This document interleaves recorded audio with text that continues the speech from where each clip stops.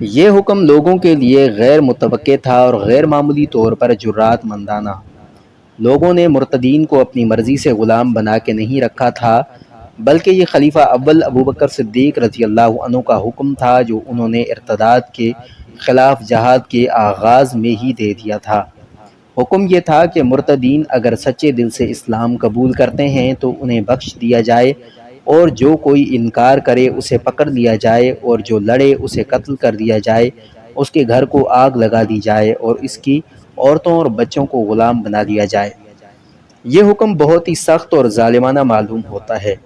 اسلام میں ایسے حکم کم ہی ملتے ہیں، لیکن مرتدین کا جرم ایسا گھناؤنا تھا کہ وہ اسی سزا کے حقدار تھے۔ یہ بہت سے قبیلے تھے جنہوں نے رسول کریم صلی اللہ علیہ وسلم کی زندگی میں اسلام قبول کر لیا تھا، اور انہیں وہ تمام مراعات حاصل ہو گئی تھی جو مسلمانوں کے حقوق میں شامل تھیں۔ انہیں سب سے بڑا اعزاز تو یہ ملا تھا کہ اللہ کے رسول صلی اللہ علیہ وسلم کا اعتماد حاصل ہو گیا تھا۔ رسول کریم صلی اللہ علیہ وسلم رحلت فرما گئے تو اس کے ساتھ ہی بہت سے قبیلوں کے سردار اسلام سے نہ صرف منحرف ہو گئے بلکہ اسلام کے خلاف تخریبی کارروائیوں میں مصروف ہو گئے۔ انہوں نے پہلا کام یہ کیا کہ زکوٰۃ دینے سے صاف انکار کر دیا۔ یہی نہیں بلکہ ان میں سے رسالت اور نبوت کے دعوے دار اٹھنے لگے۔ خلیفہ اول ابوبکر صدیق رضی اللہ عنہ زکوٰۃ کے معاملے میں بہت ہی سخت تھے۔ ان کے یہ الفاظ تاریخ کے دامن میں محفوظ ہیں: اگر یہ لوگ رسول اللہ صلی اللہ علیہ وسلم کی خدمت میں اونٹ باندھنے والی ایک رسی بطور زکوٰۃ دیتے تھے اور اب اس سے انکار کرتے ہیں تو میں خدا کی قسم ان سے جنگ کروں گا۔ ان لوگوں کا دوسرا جرم تو اور زیادہ سنگین تھا۔ انہوں نے خاتم النبیین صلی اللہ علیہ وسلم کے بعد رسول کھڑے کر دیے تھے۔ ان کا مقصد یہ تھا کہ اسلام کا چہرہ مسخ کر کے اس مذہب کو ختم کر دیا جائے۔ وہ مسلمانوں کو دھوکہ دینے کے لیے مسلمان ہوئے تھے۔ تخریب کاری کے آغاز کے لیے انہوں نے نہایت موزون وقت دیکھا، یعنی رسول اللہ صلی اللہ علیہ وسلم کی رحلت کا وقت۔ مرتدین نے سوچا تھا کہ مدینہ ماتم کدہ بنا ہوا ہوگا اور مسلمانوں کا حوصلہ اور جذبہ ختم نہ ہوا تو اتنا کمزور ضرور ہو گیا ہوگا کہ ان میں لڑنے کی ہمت نہیں ہوگی۔ ابوبکر رضی اللہ عنہ یہ جرائم معاف کرنے والے نہیں تھے۔ انہوں نے خالد بن ولید رضی اللہ عنہ اور عمر بن عاص رضی اللہ عنہ جیسے نامور اور تاریخ ساز سالاروں کو مرتدین کی سرکوبی کے لیے بھیجا۔ ان سالاروں کو خون ریز جنگیں لڑنی پڑیں۔ انہوں نے تھوڑے سے عرصے میں بنو اسد، بنو قزاع اور بنو تمیم جیسے طاقتور اور سرکش قبیلوں کو تہہ تیگ کر لیا۔ ابوبکر صدیق رضی اللہ عنہ نے مرتدین کی بے کنی کے لیے بڑے ہی سخت احکام دیے تھے۔ ان کے آدمیوں، عورتوں اور بچوں کو غلام تک بنا دیا گیا تھا، لیکن حضرت عمر رضی اللہ تعالیٰ عنہ نے حکم جاری کر دیا کہ ان غلاموں کو آزاد کر کے ان کے رشتہ داروں کے حوالے کر دیا جائے۔ مدینہ کے لوگوں کو یہ حکم پسند نہ آیا۔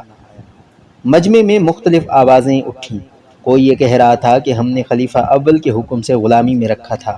کسی نے کہا کہ خلیفہ اول کے حکم کی خلاف ورزی ان کی وفات کے بعد اچھا اقدام نہیں۔ مورخوں نے مختلف حوالوں سے رائے دی ہے کہ مرتدین نے اپنے عزائم اور مقاصد میں شکست کھائی تو ان میں سے بہت سے تائب ہو کر سچے دل سے مسلمان ہو گئے تھے۔ جن کو غلام بنا دیا گیا تھا وہ مسلمانوں کے حسن سلوک سے متاثر ہو کر ان کے وفادار ہو گئے تھے۔ حضرت عمر بن خطاب رضی اللہ عنہ نے جب دیکھا کہ لوگ مثنہ بن حارثہ رضی اللہ عنہ کے ساتھ محاذ پر جانے کے لیے تیار نہیں ہو رہے تو انہوں نے اس توقع پر مرتدین کے غلام آزاد کرنے کا حکم دیا تھا کہ وہ خوش ہو جائیں گے اور ان میں سے جنہوں نے اسلام قبول کر لیا ہے وہ دعوت جہاد قبول کر کے عراق اور شام کے محاذوں پر چلے جائیں گے۔ بعض مبصروں نے لکھا ہے کہ حضرت عمر رضی اللہ عنہ نے کہا تھا کہ مسلمانوں میں غلام رکھنے کی رسم نہیں ہونی چاہیے۔ انہوں نے یہ بھی کہا تھا کہ اللہ نے انسان کو آزاد پیدا کیا ہے۔